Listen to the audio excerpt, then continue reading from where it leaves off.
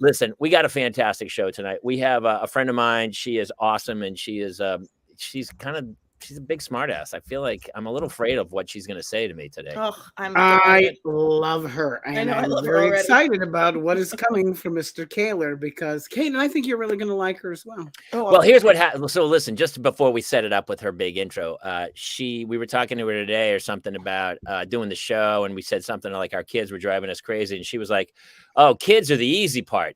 It's the rest of life that's difficult." Ooh. And I was like, "What are you talking about?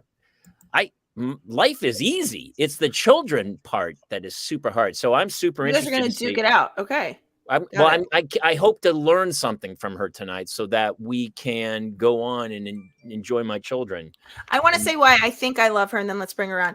I think I love her because her name is Orly, which means that she's Israeli, which means in my mind, it means she's Israeli, which means she is going to say literally anything, because they're just, I've told you guys this, relating to the forehead. My Israeli friend that I used to work with, I walked in one day, I got bangs. She said, "Bangs, of course. Now your forehead is not so big." Anyway, I love her already if she's in fact Israeli. Orly, are ya? Well, I'm not even sure about that last comment. Okay, fine. It's like me saying, I love Jason because Jason is a name from, the lower southeast area of the country. From Greece. It's Greek. I'm very excited. Tell me she's not Israeli, then I'm not going to love her. It's fine. All right, listen, stop it. Our guest tonight, she is a designer, a host. She is the DIY designer. She has a huge YouTube show. You've seen her on the Today Show, Access Hollywood, Home and Family, E! News, and my favorite, The Fashion Police. Please welcome Orly Shani. Hi. Kate, you're half right. I'm half Israeli. Okay, so do you speak any Hebrew? Not anymore. Okay, so I can't say manishma. No? I mean, you can, and and I know what you mean. Yeah. But I won't say anything back. I'll just be like, yeah. Yeah. That's it. We spoke Hebrew. We spoke Hebrew in the house when we were kids. Yes. And then when we went to kindergarten, my dad said that we were embarrassed that we said we talked funny.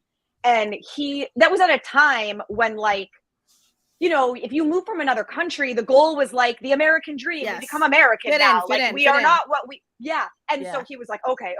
So we stopped. And now, as the world has changed, he's like, damn it, we should have held on. I could have been so exotic speaking Hebrew. Yeah. Instead I'm just this. Yeah. Yeah. I went through a similar thing coming out of Boston. A lot of people, I had that thing where I started to talk like that all the time, and then I got rid of it, and now I've lost my home a little bit. You lost all of your sexiness, it turns out. Oh, Claudia says hi, Orly. If you guys have questions, the beauty. Oh my God, Orly, love the rock knot. I love you, Orly. Thank you. The great part about this show and having it go out to everybody is that we are live. So if you have questions or very specific comments that you want to share and you want to have Orly comment on, please put it in the comments. We are monitoring them, and we will post some of our favorites and do questions that way. Orly and I know each other. Our kids go to school together. Yeah. And so we connect over all sorts of annoying details. Are your kids in the same grades, or you're just kind of passing ships in the parenting night? We're passing ships in the parenting. But here's what's funny. It was like I had kids late in life, and so all my friends went off to the valley and had kids and got married. And I wasn't friends with those guys anymore, because once you have kids, it's the same way when you're a kid. Your friend is the kid that sits next to you in class, and then you grow up and you realize you have nothing in common, and you don't stay friends forever. And then you have kids, and your friends become the parents of your kids' friends, because you don't have a choice. That's where you live. And so, luckily we have a pretty good parental community. But I'm always amazed. I hear other people with nightmare stories from their schools of people fist fights and insanity. But our school has actually a really great parenting community. Yeah. No, it's super cute. It's sweet. The parents all feel really chill. It's like a very easy peasy. It's like I'm my kind of people. I feel like every time I have a moment where I get in a deep dive conversation with someone, I'm like, I like her. I like, it's like, it's easy. It's like, Do your kids participate in the elaborate musical that Jamie's kids get involved in every year? No, not yet. Although I think it's because age. My son won't do it, but it also only starts at a certain age. And my daughter is graduating first grade right now, so she's not at the age yet. Because what grade are yours in, Jamie? Mine are second and fourth, or they will be, because tomorrow's the last official day of school, and then they'll be third and fifth. But yeah. Okay. Yeah. My daughter did 2 plays so far. She's done 2 plays, and I watched each one twice, and she had no lines in either one. Not one line, and I sat through the full Broadway version of Little Mermaid twice. Okay. Fun for you. Fun. Actually, it was honestly, I was pretty impressed as an actor. I was like, it's pretty good. And these kids are putting on a complete 2.5-hour Broadway show. But my daughter, we've talked about it many times on the show, but she was a puffer fish and a flamingo or something. And she just kind of skated through and was like, look at me. I will say LA, I feel like this is something I've learned. Doesn't matter if you're in the Valley, doesn't matter. LA are you 2 the most famous parents at your school? No. Would you say? I mean, Orly, but I'm not. I don't want to list other people, but there's a few people who have pretty good. But like, are we talking any A-listers? Like Mark Wahlberg's kid goes to their kids go to the Catholic school that I used to go to, like the church I used to go to. That was like, whoa, yeah. You guys have anybody Mark? We don't have a Mark Wahlberg. No. Okay. No. Now I want Wahlburgers. Thanks, Kate. It is very funny to me as somebody who comes from the Chicago suburbs to see these productions, whether it be the talent show, like the guy that lit our talent show lit the Super Bowl. Do you know what I mean? It's like, it's just like, what is actually happening? We went to a Halloween party in the dude's house. He was like, I think he did like the stages for Jurassic Park. Yeah. So his home was, you walk to this guy's house, you're like, holy, what is happening here? And they are seriously set designers and stuff. Yeah. So, yeah. And I just wonder too, like if you got like a 2.5-hour play being directed Orly by grew a up parent. here. She was a kid. You did some acting as a kid, I believe, right? Yeah. Here's the thing. I suck at acting. Like what I'm really good at is you can put a camera 3 inches from my face and nothing changes. My personality doesn't change. My filter doesn't change. I am exactly me when a camera is on me. And to me, that when I was 14, 15, and I like entertaining and I like talking and I like all that stuff. When I was that age, what that meant was acting. I didn't know what else that could possibly mean. So I auditioned and I did things, but like, if it was like, some, tortured soul with like a Bostonian accent, I mean, I was screwed. I got nothing. I got none of that. But if it was like some happy-go-lucky girl who's just like bopping in and great, I'm going to nail it. Every time I'm on a show, my friends will call and they go, you're not even acting. You're just being yourself. And I go, you be yourself when they yell action and saying someone, yes, of course we're being ourselves. That's what, that's the job. Right. But I'm the same. I would argue most people, there's a handful of like actors and then everyone else just plays themselves and they're in, but different degrees. But it is not, it is definitely not a natural thing and I've realized this, a natural thing or a comfort zone for many. My husband, this is 100% not his wheelhouse. And he works in law enforcement and they did a safety, he's going to kill me. The city asked him to do his bike safety commercial. And so they're in a bike shop and it's about the safety of e-bikes. And he sends it to me. He's like, I look like a robot. I sound like a robot. And he sent me the finished thing. And he like walks in and he's like, are you buying this bike? Are you aware of that? And I was like, but it's like the first line only. And it is not him. It is not him how he speaks. And then you can see he relaxed. But like, it is not his comfort zone. That is not what he's meant to do. You put a camera 2 inches and he's like, he's RoboCop. Exactly. Like, I was going with the T-1000 where he's like, hey, does John Connor live here? Is John Connor here? Poor guy. He's like, why are they making me do this? I suck. Oh my God. So Claudia is talking about Tom Hanks. Not to change the subject. Did anyone see A Man Called Otto? No, I did not. No, but it's on Amazon or it's what's on Netflix, I think. Netflix? He's like a suicidal guy who ends up finding joy in life. I cried worse. I haven't cried that hard in a long Since time. Philadelphia?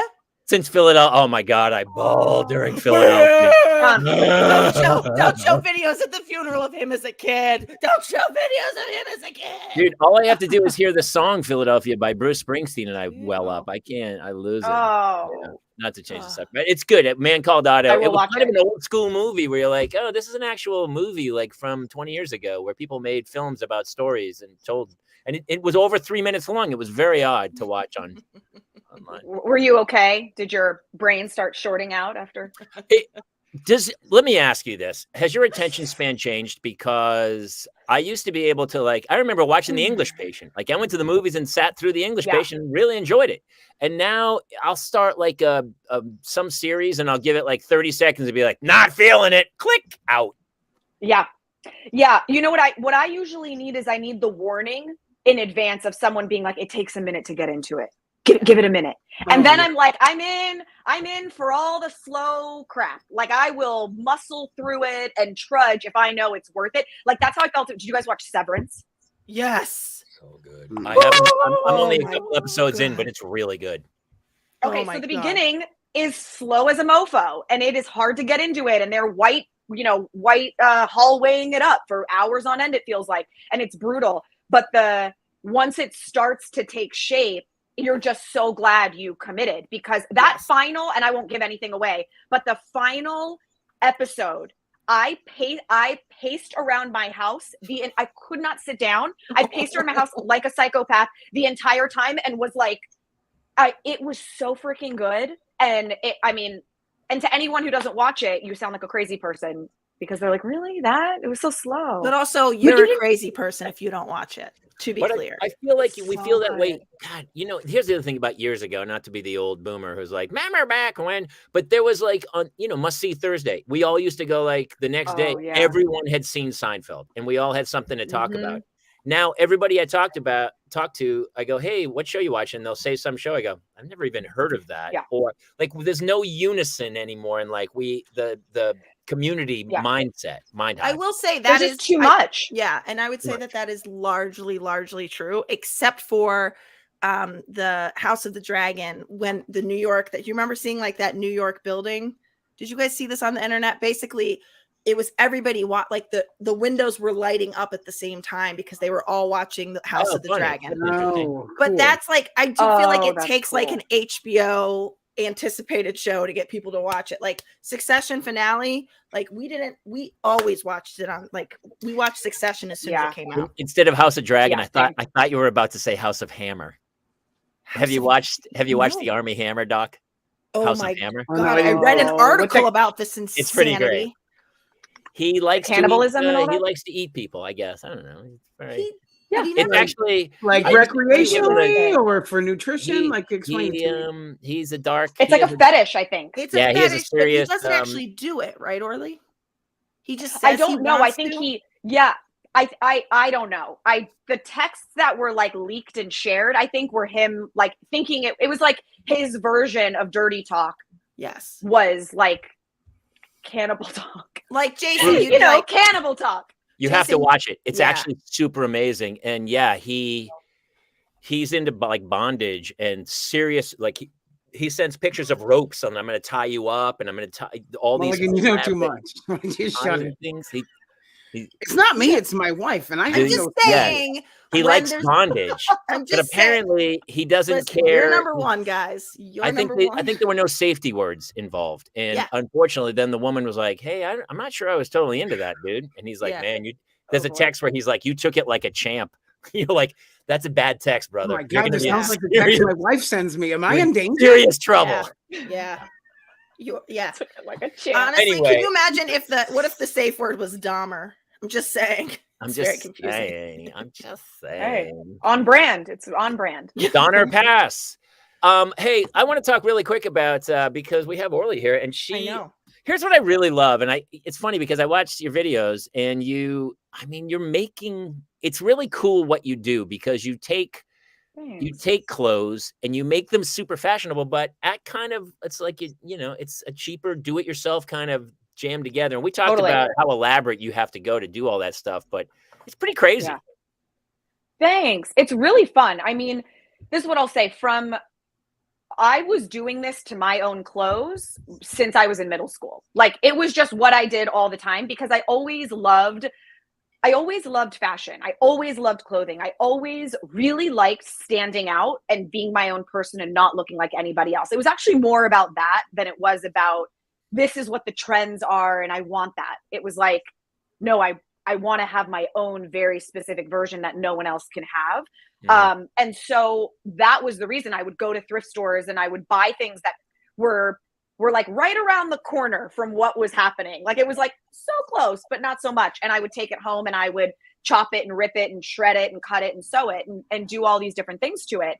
And, you know, it ended up becoming a business and becoming a whole thing, a clothing line. Oh, no, I was like, what's happening? He's having a conversation around you. Sorry. No. It's one of my buddies who's a fan. He comes on, and I was saying goodbye. I was trying to do it cool, but I guess I'm not that good. Hi, Brent. Yeah. You nailed it with the cool. You see it? Do you see it now? She's That's Sabrina. The Israeli half, baby. It just got Sabrina. God damn it. But anyway, it ended up turning into this whole thing. It ended up turning into a career and a YouTube channel and TV segments. And the thing that I like the most about it is that, to me, what it really feels like is it is empowering everybody to create pieces that make them feel great, because we all have different bodies. We all have different insecurities. We all have different styles and tastes. None of us fit perfectly into one little box. And so if you understand who you are and your style and the things that you love, and you just have a few tools in your toolkit, you can really start to make things that make you feel great.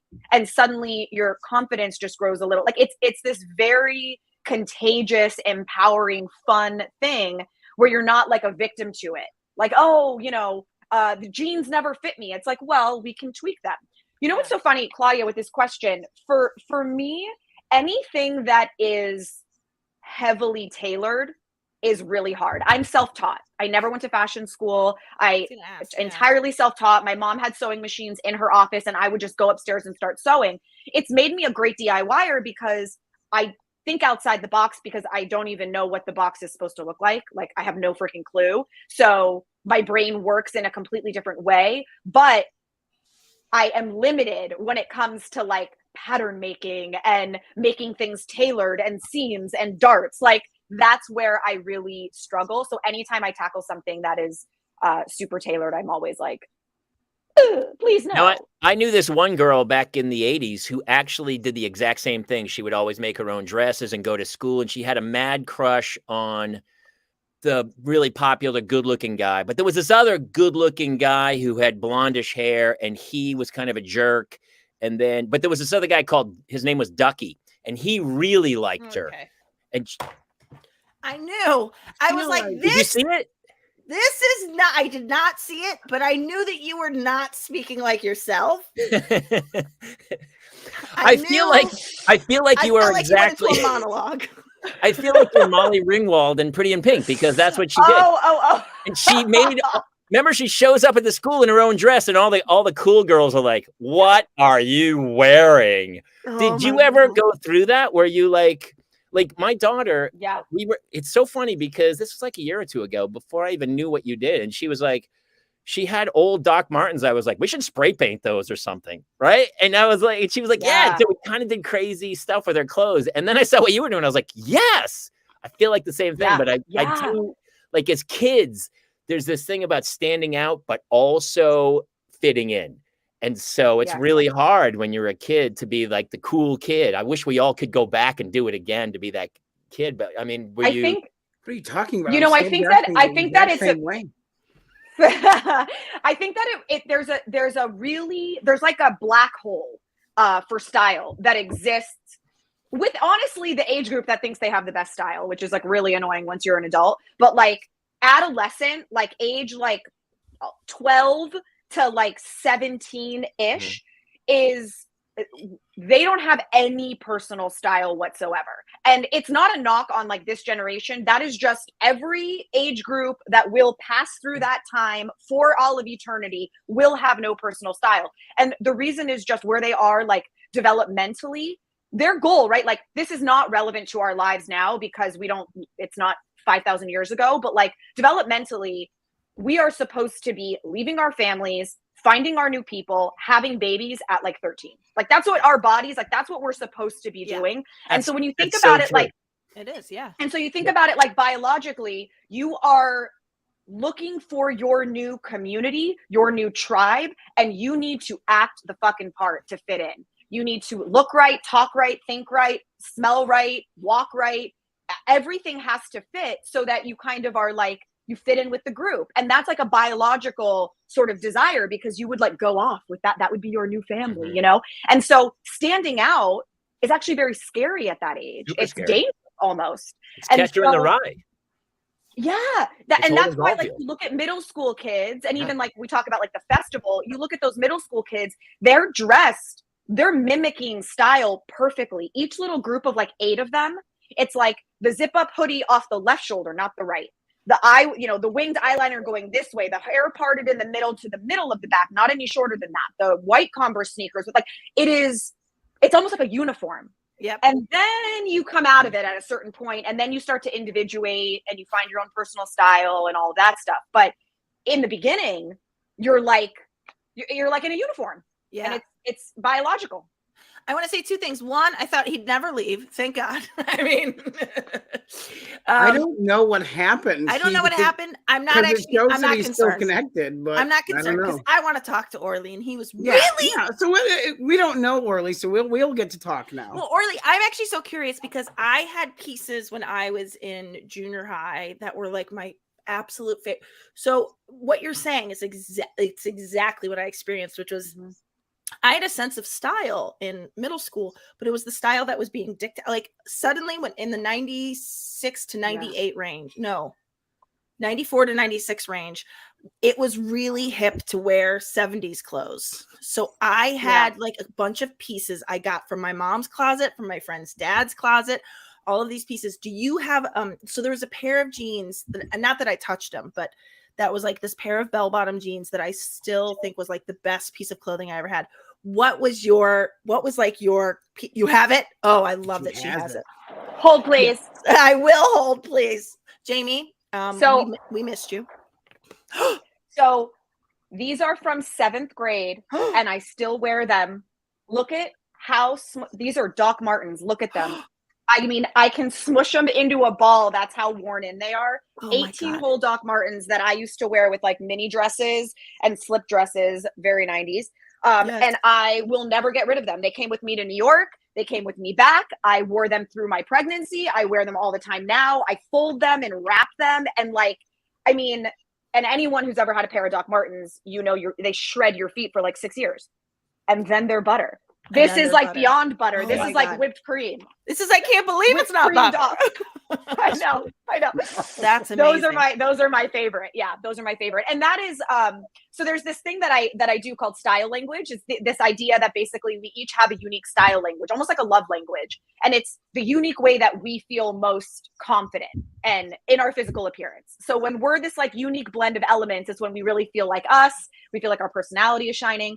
And it's 4 words, 3 or 4 words. Mine is sexy, edgy, effortless, original. These are the 4 ways that I need to balance. If I'm like too sexy and I'm not effortless, I feel like I'm trying too hard and it makes me feel silly. If I'm too edgy and I'm not relaxed about it and kind of sexy, I feel like I'm in a goth costume.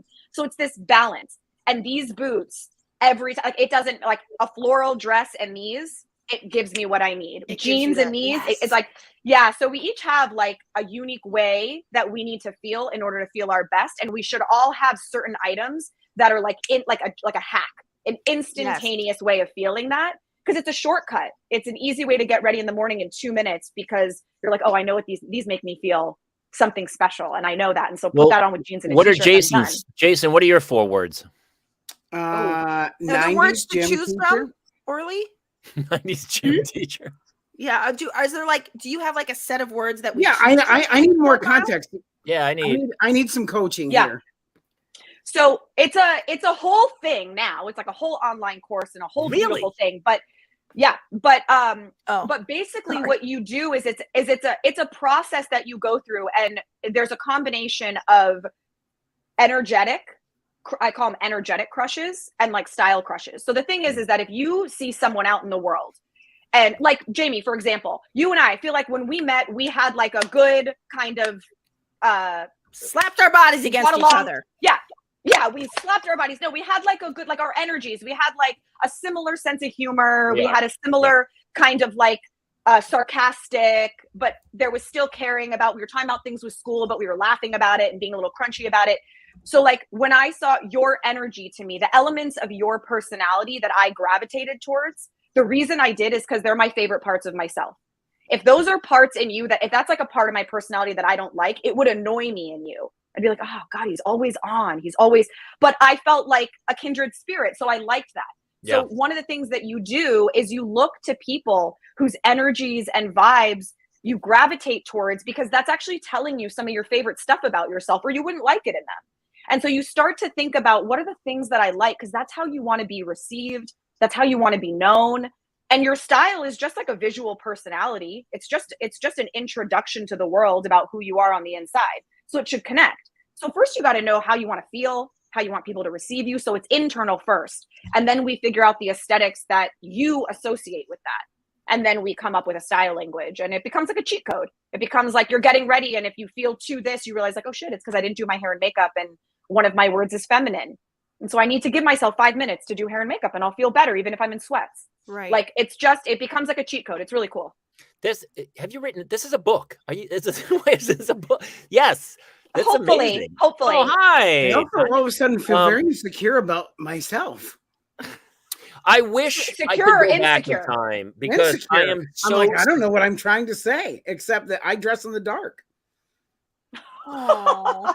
Do you know what's funny? As we'll you get to the bottom of it. When you get older, it's so funny, because I was actually in really great shape in my 20s, and I was like, I'm a ginger, so I have pasty white skin and red fur, and so I felt really self-conscious on the beach or whatever. And you get to a certain age where all of a sudden you're like that dude in a banana hammock with a metal detector and an AM/FM headphone set on and you just don't care. And there's this weird, like, I try to talk to my kids about being comfortable. And it's so hard. I don't think we can ever do it, but we sit there and we talk to them and go like, if I could go back in time and I could just not be a nervous wreck and care, if I could stop caring what other people think, but it's so hard. But when you get older, you literally stop caring. I go to school sometimes in like slippers. I go to slippers and I don't care. You're also still a very fit man. So that's deeply annoying to me, Jamie. Sometimes. I'm not even happy for you. I'm not even happy about it. Sometimes. I got to tell you, Orly, I want you to unpack this for me. This is nobody's going to like this comment. People are going to disagree with me, and it's fine. I already hate it. I am obsessed. I can prove it. What comes after? With Harry Styles. Okay. I think Harry Styles. It's an activity book. I love Harry Styles. What kind of activity book? I mean, I've got all them. Dickie bought them for me. He's very supportive of my hall pass. Okay. So this is what I will tell you. Part of what I find to be so intoxicating about him, and you know where I'm going with this, is the way that he dresses, because he feels. And it reminds me, and this is where people get like, how dare you? People are like, no, he reminds me of Mick Jagger. I'm like, actually think out of the country box. He reminds me of Prince. The way that Prince had feminine fashion, like there was like an androgyny about it. That is just, but there's no question. If Harry Styles didn't dress the way he did, I probably wouldn't be so just, could you unpack that for me? What does this mean? Well, I feel like actually what you would want to do, and because like what I would gravitate towards, what I would see in Harry might be different from what you see, and might be different from a Jamie. Like we all would see something different. It's about you. Yeah. So what I would do, like if we were like working together or doing this, it would be like, give me words that describe Harry to you, that energy, because it might be that it's unapologetic.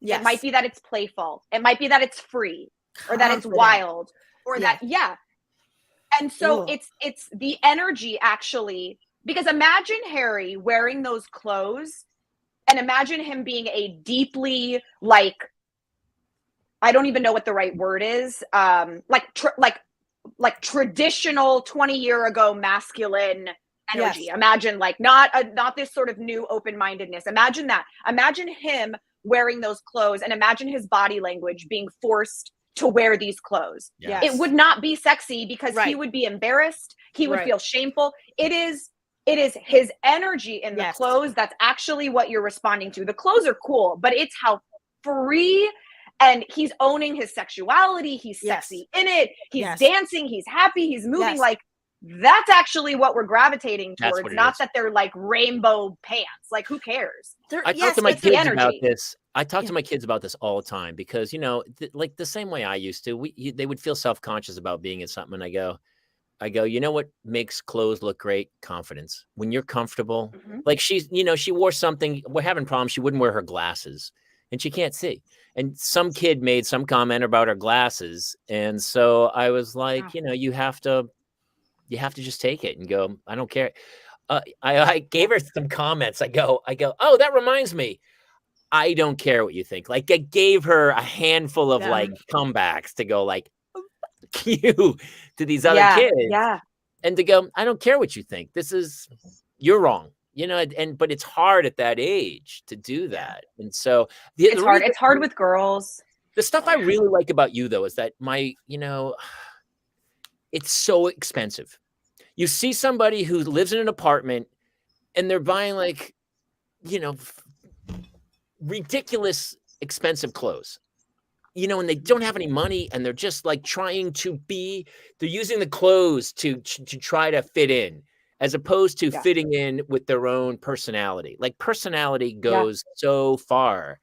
And you can do, you know, when you're Mick Jagger, you can wear a garbage bag and people go, holy shit, that garbage bag looks good. Yeah. You know what I mean? And for people that love that like designer thing, that luxe thing, it's really like, again, I don't think there's any rules. I don't think there's any obstacles. I don't think there's anything that gets in the way of you feeling exactly the way that you want to feel. No budget. No, I personally don't think that. And so I think that like, if you can understand what it is that you actually like, again, you got to always go one level deeper. We think it's about this, and this, and it's not. You got to chunk down one level deeper and say, why do I like designer brands? Why do I like to spend money on something that I could probably find for cheaper? What does that make me feel?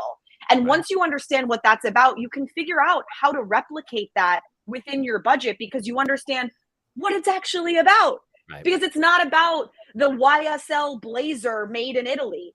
There's something else that you're getting from it, and that we can recreate.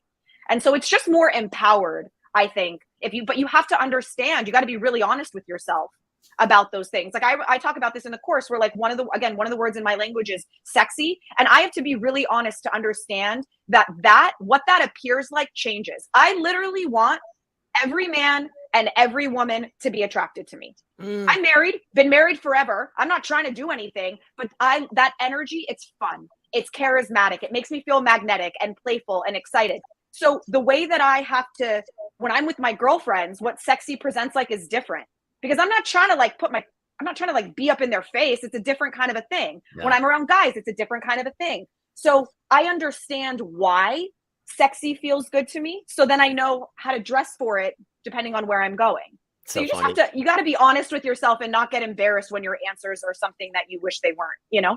Every audition I would go to, the guys would check out the girls that would walk in for the audition, but the girls would check out the girls that walked in for, like the girls never checked out the dudes. They were actually looking at the other women more than I would also like to say on behalf of all of us, it's working. We all think you're the hottest person we've ever seen. Oh, thank you, Kate. I was different. I meant Orly. Different. I meant Orly. I got confused. I was gonna say I was about to flash you, and then I'm like, oh, was that for June? Hey, can we jump topics? Because I want to go through a few pictures that we have. Hey, can we bring up Claire's list here? So Claire had her very first sleepover. I found this sheet of paper. For those of you who are listening to this on iTunes, there's a sheet of paper up, and my daughter made a checklist. She had a sleepover, her first sleepover with a friend of hers. She's 8, and we let her friend sleep over. And this was her checklist. It says, number 1, wait till everyone is asleep. Fair. It's a good start. Honestly, it's all that's base 1 of sleepovers. Very scary. What comes next? Sneak outside to see if everyone is asleep. That one scared me. Do that is from the outside. I'm not gonna lie to you. It was. Yeah. It's very thorough. Very thorough. Yeah. Oh, here's what we'll talk about like what you're, like you learn things about your kids. Number 3 on this checklist, she writes, play games in bed. 2.5 was go back inside. Okay. She missed 2.5. That's fine. Yeah, right, I think that's inferred. We understand. It was inferred. Yeah. Number 4, she has number 4. I love. She goes, have the best times of our lives. Oh, I love that. That's magic. That's magic right there. Number 5, maybe stay up till midnight. Maybe. Well, let's play it by ear. Let's see how we feel. She doesn't seem entirely committed to that, but this is not this. Listen, this plan is not in stone. There are some variables involved. And then number 6, have crepes in the morning, and she spelled crepes basically like craps. We'll have craps in the morning. All right, we can put that down. So that I found that, and I talked to her after I talked to you guys, and I told you I had this list. I said, "Hey, Claire, I found this under your bed." She goes, "Oh, yeah." We fell asleep. They fell asleep at like 8:30. They didn't get to I don't think they got to number 2. They didn't. They never checked. I don't even think she got to number 1. She was asleep. There was no checking on anyone. She was. Wait till everyone was asleep, included her. Yeah. Oh. Listen, just so you know, my wife will never go to sleep before the kids are asleep, ever. She would stay up for a week if the kids were up for a week. She's never, and I'm the opposite. I'm like, have fun. I'm going to sleep, man. The alarm is set. They can't leave the house. It is what it is. But I asked her, I said, here's the only most important thing, Claire, is did you have the best time of your lives? And she goes, not really. That's such a Jamie Kaler answer. That is such a Jamie.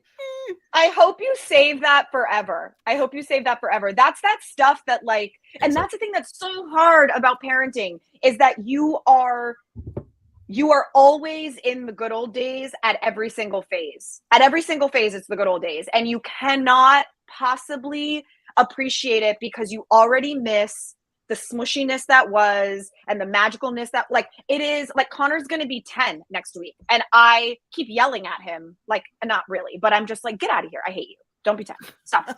Because I'm I'm like a creep and I'm pulling up old photos. I'm like, look how chubby your cheeks were. That's so weird. That's what Kate, Kate, what she's feeling. Are you the same? This Kate, my wife. No, Kate. I just want to be very clear. Not you.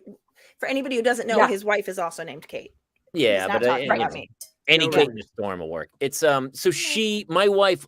I'm pulling up while you're talking. Photos out of nowhere, if I'm on the road or something, or she's on the road, weird times of night, I'll just get some photo of Hannah at 1, and my wife will just send it. She's like, exactly. Oh. And but if you imagine it now, imagine them graduating high school. This version of them now is going to elicit the same response, but when you're in it, you cannot possibly do that. You can't. It's you're just one foot in front of the other, getting through life, busy, working, getting to school in time. What time is aftercare? What's the last day of school? It's just the schedule. And there's moments, of course, and it's fun and it's sweet, but there's something about the passage of time that encapsulates each thing and it becomes more magical. And you're like, why didn't I soak it in? You had what were you saying about your son before the show? You had, God, what did he do? You had some crazy story. What was with Connor? What was she talking about right before the show? Who? Oh, I can't remember now. I know that's the problem with Orly had God, you were talking some story about your son, and I was like, oh yes. Well, I showed up a minute before the show started, so it definitely I'm not gonna be able to help. It'll come out when she finds it. Shoot, this aspect of parenting is very interesting to me because I also feel like each individual has different strengths in parenting or different ages at which they hit their strengths. And I have to say, the newborn phase, I was with my cousin this weekend who they've got a 4-month-old. That was not my era. I don't miss that not my era. I don't miss that. I will say I don't. And everybody was I remember people being it goes so fast, doesn't it? And I remember when my son turned 1, I'm that was I am surprised that he's turning 1 because I thought he would be turning 13 by now. This is crazy. He's only been alive a year. We had twins. It literally seemed like those first few months were 40 years. It was 42 40 years. That's right. Yes. Well, also Orly, just we've talked about this a handful of times. Jason's wife had a stroke a few days after giving birth to twins. So he basically had to take care of her and the twins and the older son. She can't drive. So when he says they have twins, he really has like quadruplets. Like it's about, what did they do this morning? Didn't they flood the house?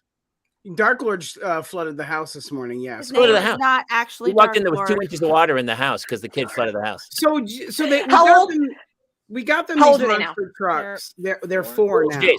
Okay. Okay. So we have twin tornadoes in the house. They Stop it. They got monster trucks that are color changing, which Jace showed them how to do. Oh, don't tell me it's with water, Jason. Don't tell me with they water. change color with water. I smell a lawsuit against the toy company, by the way. They change color with water. This is Hot Wheels needs to account for their mistake here. So I'm gonna tag them when I post it. Yeah. So I went to do laundry and I didn't realize that Dark Lord had come back. Well, you know, he melds into shadows, so we don't know where he is all the time. His name is Anthony. Mm-hmm. And he is sure. He doesn't know that's his name. Technically.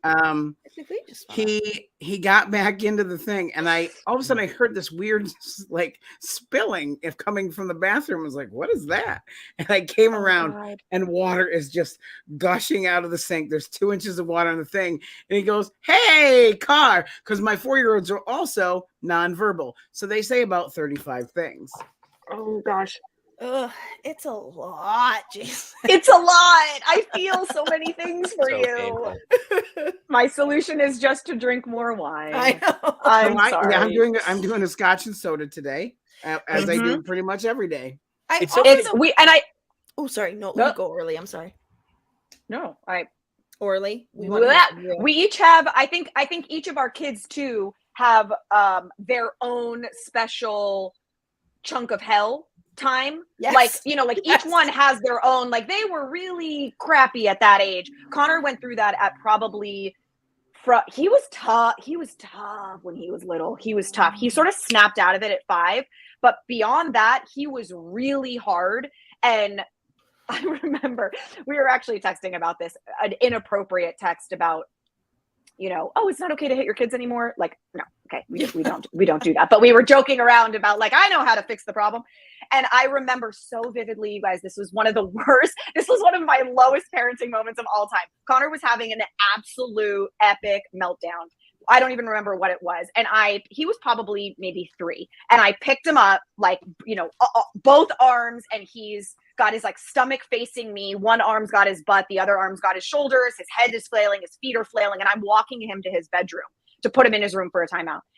As we walk down the hallway, he grabs every picture off the wall and just starts pulling all of the glass pictures off the wall and breaks them. And like, this was like after a long, you know, a tough couple of years with him, a tough couple of days with him, a tough couple of hours with him, a hellish 30 minutes with him. Like, and I was at my absolute edge. And my dad, who is a tough Israeli, kept telling me like, Orly, listen, you might need to just, he might just need a little, And I'm like, Abba, I'm not going to hit the kid. Well, we're not going to do that. He's like, I'm just saying, maybe it'll snap him out of it. And I'm like, okay, whatever. So in the back of my mind, I've got this, like my dad being like, maybe it'll snap him out of it. So I am pulling him down the hallway. I get him into his room. I throw him on his bed, and he like lurches out like a zombie, like in my face. And he's like, ah! And like screams at my face. And I smack him across the face. I totally And like, understand. it was this moment where I like did it and was like, oh God, he, no joke, arm back goes bam, across my face, slaps me back. I was like, ah! And I slapped him back. And then I was like, oh God. And I just like ran into my bathroom, hysterically started crying. I was like, what has happened? Like, what have I done? I was a mess. I went into his room and I was just like, I'm so sorry. And he's like, I'm so sorry. I was like, I'm so sorry. We both were. I don't think he remembers it. It goes down as my like lowest parenting moment ever, because it was not intentional. It wasn't like, I'm going to try this and see. It was like, I was like, reactionary, you know, and just, and I remember it wasn't like hard, but I was thinking, can I do enough that snaps him out of it? Can I like, but it was enough that he hit me back. Oh, mama. This is the most relatable. This is the most relatable story of all time. Just so we are clear, there is zero judgment happening here because I will tell you total judgment. I have total. No, here's let me tell you. Here's the total judgment. Okay. What you did was so wrong. I can't even tell you because you never hit him in the face. You hit him in the body. The problem is the face bruise. It's like the Falcon and the Snowman. You hit him with the phone book in the midriff, in that area, like a gut shot, like back, like lower, like a kidney shot or something. You don't hit him in the face, ding dong. Sorry. Body. A lot of times, and their arm up behind them, almost break their arm. Write that down. Jot that down. I still sometimes I'll talk with Hannah. I'll be like, hey. I'll warn her. I'm like, I'm really close. I'm not gonna make it. I'm about to snap. I'm really about to snap, and she'll keep going. And the other night, I took her, and I held her, and I pressed her to the bed and held her down. And I didn't. I mean, I've spanked her bottom before. I've spanked her bottom, absolutely. Yeah. I mean, I love when people are like, I never. My kids never. We've never had a fight. Shut the blank up. I don't know any lunatic. What, are you drugging them? There's not one shot unless that kid. And some parents are. There's no way. I love married couples. Anytime I meet a married couple who's like, we've never fought, I go, that's a murder-suicide waiting to happen. There's no way you've never had a fight. Well, that's because one of you's cheating on the other. That person's happy somewhere else. They're the ones that are sharing the joint Instagram. It's the people that fight the most are the people that are the most determined to stay together. We're like, we're gonna make this work. Those are the people that are actually probably trying their hardest. Well, it's usually the people who are like, go ahead. Do you guys fight well with your spouse? No. The more I've been on my antidepressant. The more I was making a joke, but no. I went on Zoloft when I was 5 months postpartum with my youngest, and it saved everybody's lives in this house, I think, if we're being honest. Yep. And I think that I think having the kids made me want to fight fairer. I will say I was a true and proper psycho in my 20s. True. And like, I would fight. I would pull out every unfair thing you could. I mean, it was, I just did not want to lose. And I don't mind being wrong now. I'm like, I think accountability is so sexy. Oh God. I mean, so our problem when we fight is that I'm always right, and it's really hard for her. And so that must be so hard. It's difficult for me because honestly, being right all the time, it's not that easy, Orly. It's very hard. Yeah. And it's disturbing sometimes. See, we're in a I'll reach out and see if she's okay. Yeah. No, don't say anything to her.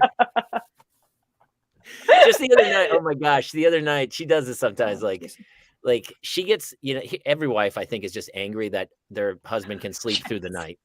My husband, Jess Campbell says, my husband and I live separate during the week due to job locations, and I fully believe that's why I haven't murdered him. Absolutely, that's amazing. Not even close. Here's what's funny. I'm going away this weekend for Father's Day. I booked a gig. And she wasn't even like, really? You're leaving? She was like, yeah, have fun. And so I did it as a Father's Day gift to myself. I'm going to Dallas to TK's Comedy Club to do stand-up comedy for the weekend. Woo-woo. She was like, have fun. And I was like, see you later. And you got the kids. And she's like, yeah. So see, we're in a weird place because like I can't fight with Melissa because of the heart condition. Like I'm afraid if I do fight with her, it'll be the time that the heart snaps because she's like she teeters on that space, and I'm like she can't leave. She can't drive away. She'd have to walk away. I mean, look, her leaving me would be very difficult, and she would get a couple of blocks before we'd find her. But it's at the same time, not a couple. I would love to know the tone.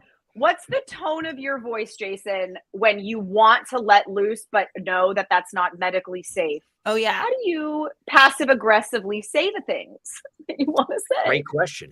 So I do this thing where I talk like this, and I'm like, well, I noticed some things that are kind of.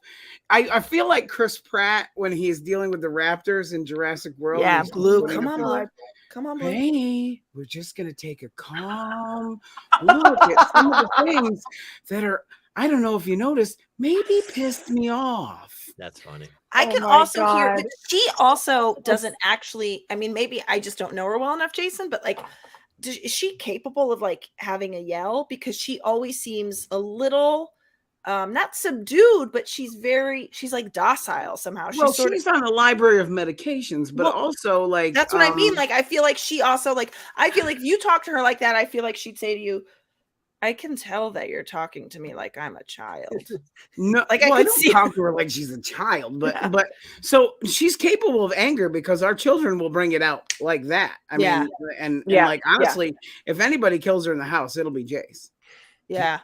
Have Orly and Kate, have you done this? So the other night, and this has happened numerous times. I where guarantee you neither of us have. Go ahead. you totally, I guarantee you both have. I So think I was you're barking up awakened. the wrong bitch tree. Go I ahead. was awakened. Like she shook me in the middle of the night and woke me up to go like, did you hear that sound?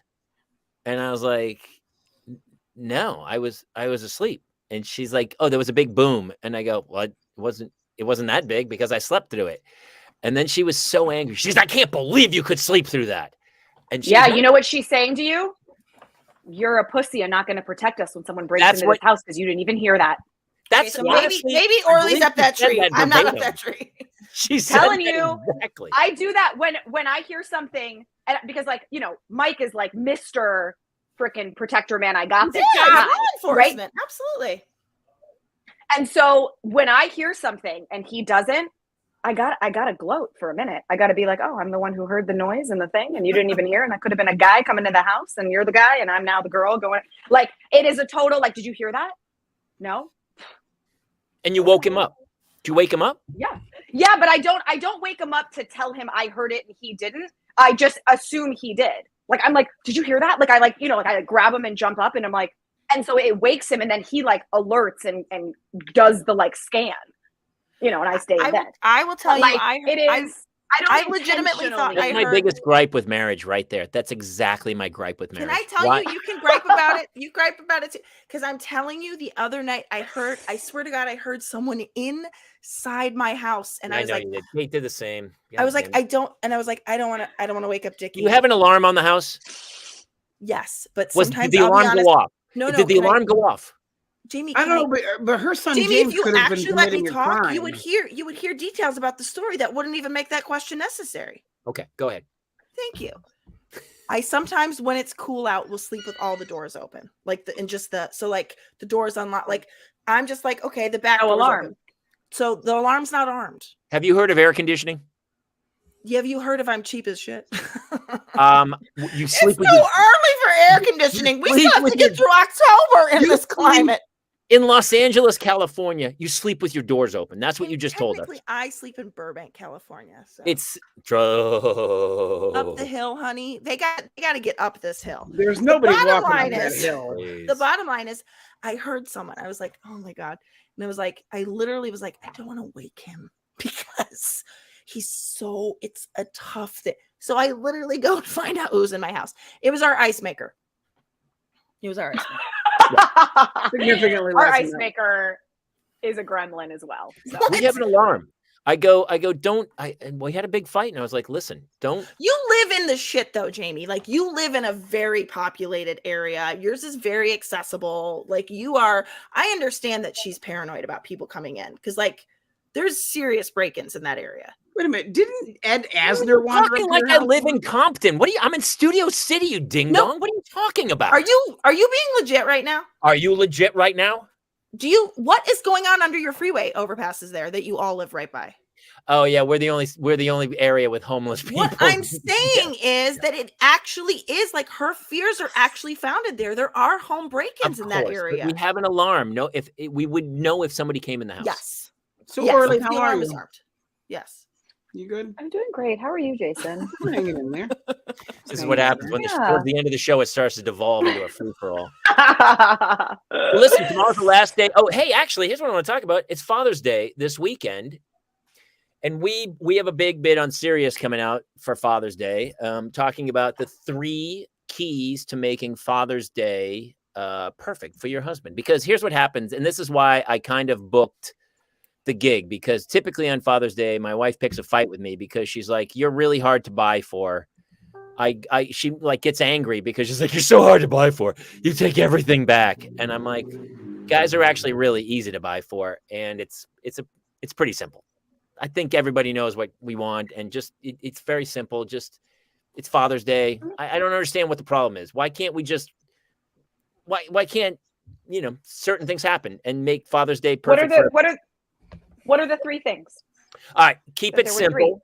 Keep it simple, right, Jason? We talk about the fact that sometimes moms plan this big. It's like, oh, we have Sunday brunch at this fancy restaurant. No dad wants that. No dad wants that. We don't even want like an elaborate hike through. You actually don't want to spend time with other people. No, not really. You don't want to do like all of the families in the neighborhood are getting together for. No, we don't. Nobody's trying to be with other people. We don't want an elaborate. There have been rumblings of a Father's Day barbecue here this weekend, and I would honestly rather have painful dental surgery than go through it. My wife will make plans. She'll like text me in the middle of the day. She's like, "I need to talk to you," and I'm like, "What's happening?" And she goes, "Oh, I'm making plans for next April." And I just wanted to. I go, "Well, guys don't want to make plans. We'll play it by ear. If I feel like going to the beach that day or whatever, I'm going to do it." But sometimes moms put this big elaborate plan, and the guy's like, "I just want to lay on the couch and watch golf, dude. It's the U.S. Open. I don't want to go anywhere."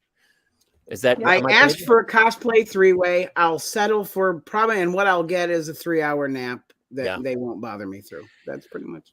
Rule 2 is keep it cheap. That's our other thing. It's like sometimes there's elaborate things, and you're like opening it and you're going, "Hey, I'm taking this back tomorrow. I didn't want it. I don't need it.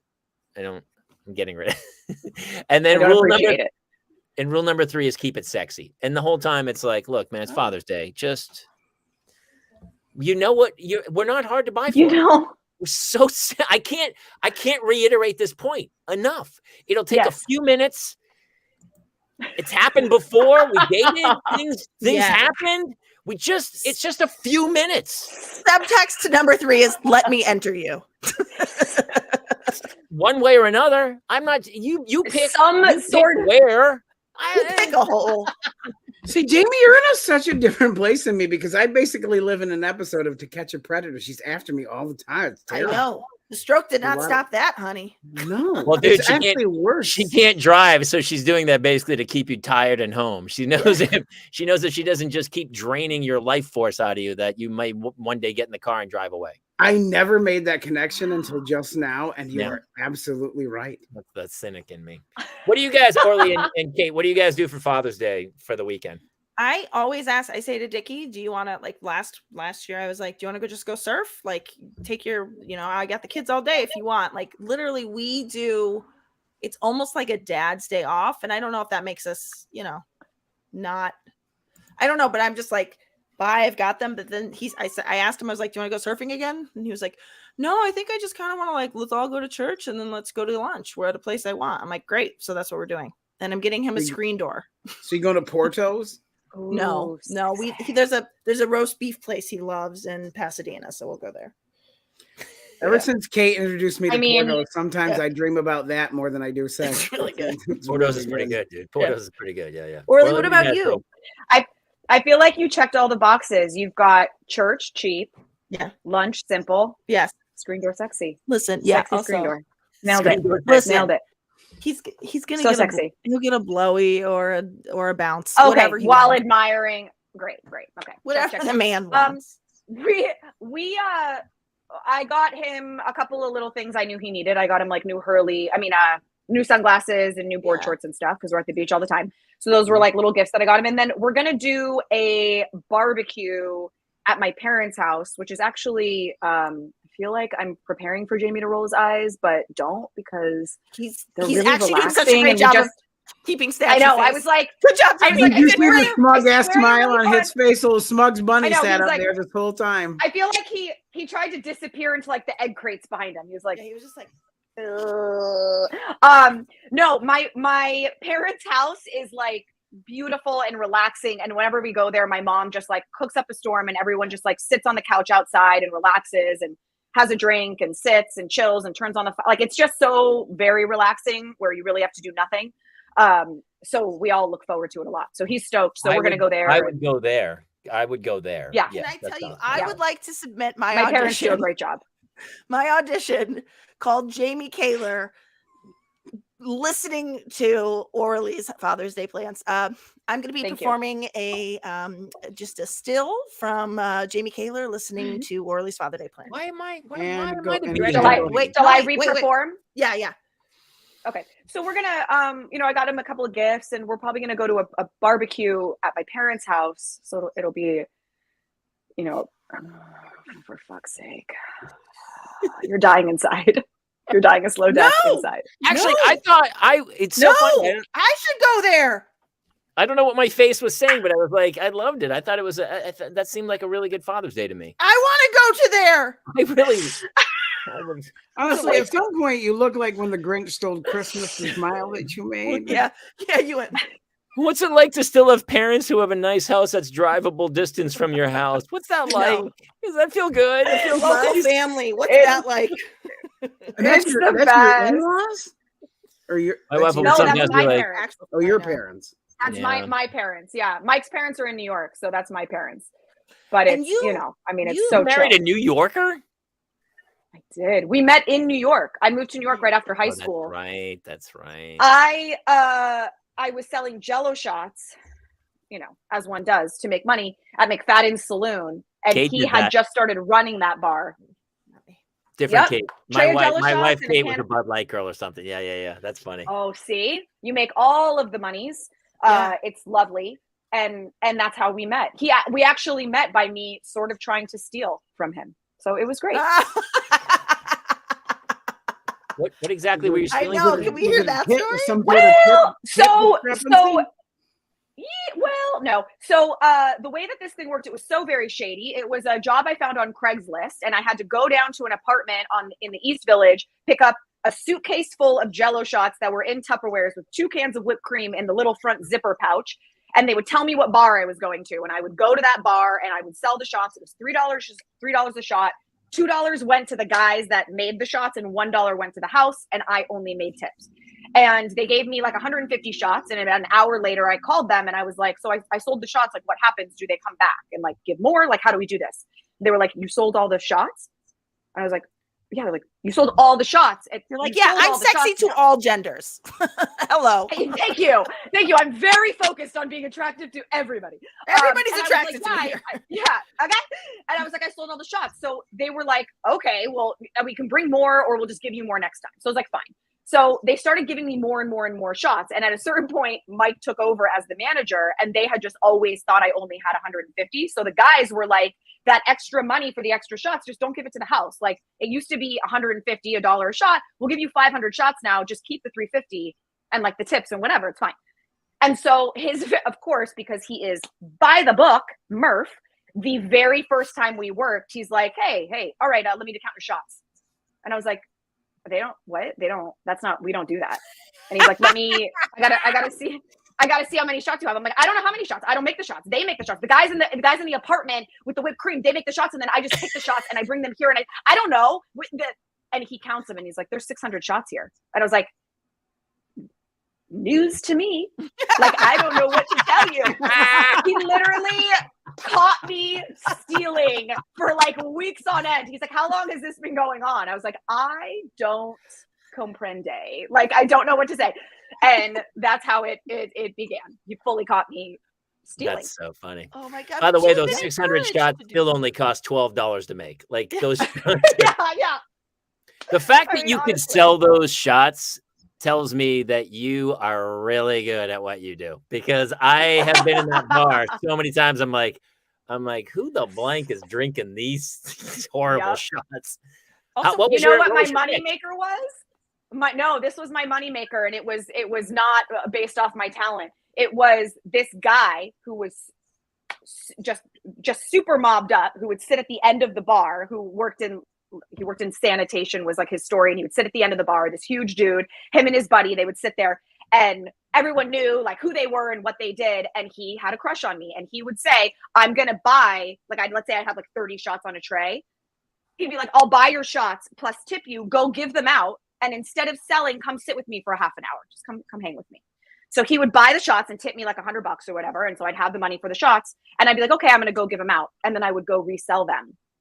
So I would then make $3 a shot for me plus tip on those shots. So I was making like $1,500 a night in like 2003 when I went, and it was just like, and I would go, and then I'd go back and sit with them for like 5 minutes. And I'm like, I'm so sorry. Nobody wanted them. Ooh, no one likes the cherry. And then like, I would like sit with him for 5 minutes, and then he'd be like, all right. And he would do it again. And it would just go like night after night. He would just buy like round trays of them. That's hilarious. And then I would resell them.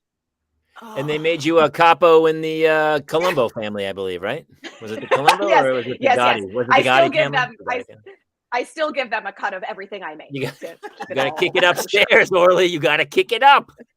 Hey. Keep it clean. Also, did I hear you call your husband Murph? Is your husband's last name Murphy? She didn't take it. Yeah, I didn't change my name, but I also am married to a Murphy and did not take it. Wait, okay, what was your reason? Because my last name is Mulligan. I don't need yours. Okay. You're like, I'm fine. Actually, hang on. They're both Murphys. Yeah, they're both Murphys. It's crazy. It just dawned on me. The whole time I was like, wait a minute, I knew them both. I was like, they're both Murphys. Yeah. I got married when I was 30. My last name was part of my identity. People call me Mully. People call me Mulligan. I was like, I'm not getting rid of it. If we have kids, my kids can have the last name. I don't give a shit. But I was like, and also, by the way, that's like something my husband loved about me. He's like, great, you don't take. And like his mom was like, good for you, don't take it. Yeah. I would argue my wife only married me for my last name because her name was Kate Polanski, and my last name's Kaler, and she got Kate Kaler out of it, which is a fantastic name. Yeah. Like, I think the name was the selling point, because obviously there's nothing else about me that I think she's really on board with. Jess Campbell. Yeah, I just want to know how to marry a man with the same last name as me. Not sketchy at all. Sketchy at all. Oh, funny trivia. This Jess Campbell is the person who introduced me to my wife. Oh my God, I love that. So I will never forgive her. Was she married to a guy named Campbell? Wait a minute. That's what she said. Confused. Yeah, she's married to somebody. And it was weird. Come on, Taylor, you've been to this town. House. It was really weird. There's an overlapping. A couple years old. We're both from Alabama, and yeah. Well, Orly, why did you not take the last name Murphy? So my last name is Shani, which is a Hebrew name, and it felt literally like reassigning my identity in some way, being Orly. Like, I like that my name makes people go, what is that? And then I get to say my story. I get to say, oh, well, my dad's Israeli and my mom's, Russian German. She's from LA, and this is the mix. I like that. And growing up, Jewish, I'm not particularly religious, but we're very it's cultural. Like, it's who it's just like we used to go to Israel every other summer, and so Murphy is not like a generic name. It's like an Irish name, and it felt like it almost. Say when you tried to marry a Murphy? Well, my dad, you have to remember, my dad married a shiksa. She converted to Judaism, and his mom disowned him when he did it and came around. But he was the first of 10 generations to leave Israel. That part, it wasn't Israel always, of course, but first of 10 generations, and then married a non-Jew. I mean, Safta was like, get out of here. And, and so my dad was always like, of course, I want you guys to be raised Jewish. I want your kids to be Jewish. I would love that tradition, but it's your life. I'm not gonna, and so, it's been, and that's a hard one, even with school, right? Like, our kids go to a Catholic school, which is really hard, but I'm not religious. So it's not like Israelis rarely are, by the way. Exactly. Yeah. It is more just cultural. Yeah. So anyway, that was it. It just felt like Orly Murphy was like I was a new person. The name didn't feel generic. It felt like it carried with it its own culture that was not my own, and that felt weird. And so I didn't. And our kids are Murphy, so yes. How do you? Okay, so this is the other thing. A lot of times, I don't know if you deal with this, but a lot of times because I am a stay-at-home for the most part, mom. Everybody at the school knows me, so my kids will accidentally get mislabeled. They'll be like my son even says, he's like, Mrs. Hanson, the kindergarten teacher, she said, why, hello, little Mulligan. He's like, but my last name's not Mulligan. I'm like, yes, they don't know. Yeah, like because they know me. Do you have that experience where your kids are getting? I don't mind if people are like, Mrs. Murphy. I don't care. I'm not gonna be like, listen, I didn't take I don't care. But I'm the same. I'm the same. It doesn't offend me. I don't correct them. It doesn't offend me in any way. It's it's a not at all. But no, I haven't had that actually, and I'm surprised because I am the one who's doing most of the communication, and which I think is maybe Jamie, not for you. Are you more? Not even close. Involved in 99%. I'm the guy. I'm right? I'm a stay-at-home mom. Yeah. As a matter of fact. Yeah. Kate, So I feel like most of the time that sort of defaults to mom. But not always. And so I'm the one who gets all I wanted to get some yoga pants and go to assembly. I wanted to have like shocking pink yoga pants and go hang with the moms at assembly. I feel personally attacked, Kayla. Didn't even know it. Random shot in the dark. Oh, Kate just raised up the most beautiful pink on cue yoga. I mean, listen, we have beaten Orly. I know. This is my wife's. I think I hear my wife smashing around in my kids. Tomorrow's the last day of school, and it's so funny. They have to be there at 8, and then they're done at 10. Done at 10 a.m. What's the point? My daughter's singing. She's singing in the choir tomorrow in mass. Ooh, fancy. Orly, you rock, by the way. I know. Yeah, this was so fun. I know. You're in the mix. Thank you for having me. Orly, are you kidding? Tell everyone where they can come find you, because this will live on iTunes, and people can come find your shenanigans. He's asking specifically for your address. Totally. I'm going to give it right now. So the YouTube channel, which is where I do all the DIY content and really try to give you guys, like I said, those tools so you can customize your own wardrobe. That's the DIY Designer. So you can find that on YouTube. Instagram is Orly Shani, and that kind of becomes a hub for everything. I have a beautiful brand called Rock Knot, which is all of these. It's a rhinestone cording that I macrame into these sick purse straps and purses and chokers. It's like sparkling and rugged and really, really cool, and started as an accident and totally exploded. So it's very exciting. So that's rocknot.com, ROCKNOT.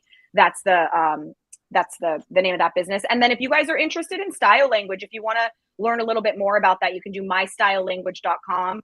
There's resources there. It's a full course. It's like 2 hours of video content that you can binge. There's quizzes and Q&As and virtual meetups every month. We get in there and I work with everybody. It's really very cool. So if that was I'm anything really intrigued about that, because Under Armour's actually asked me to stop wearing their clothes. Stop it!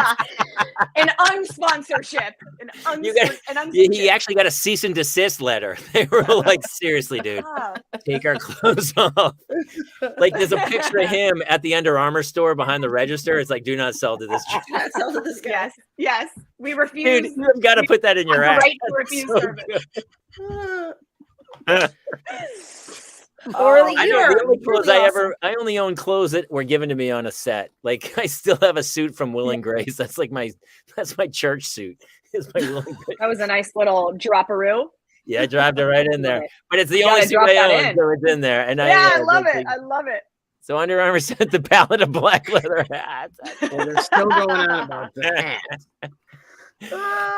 You rock. Hey, you have to come back. And next time I want to talk more about kids and stuff. But it was so interesting because my wife loves your stuff. And so to have you on the show was really cool. And you are obviously way more professional than we are. Yeah. Shut it.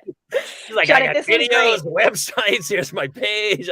We're like, we don't know what's happening. We just pop up here every Tuesday night. So, and can I just say to everyone over there in the comments on the right, thank you so much. It made it really, really fun to see all of you guys popping in and engaging. It makes it like even that much more fun. So thank you for being here. Yeah, it's super fun to have people and all the questions and stuff were super great. Thank you guys for tuning in. I hope you guys you feel a little bit better about your own parenting skills after what we talked about tonight. And seriously, also, Taylor, I need to really really quick. Sorry, I do need to plug. You should plug your show in Dallas, by the way. But Sure.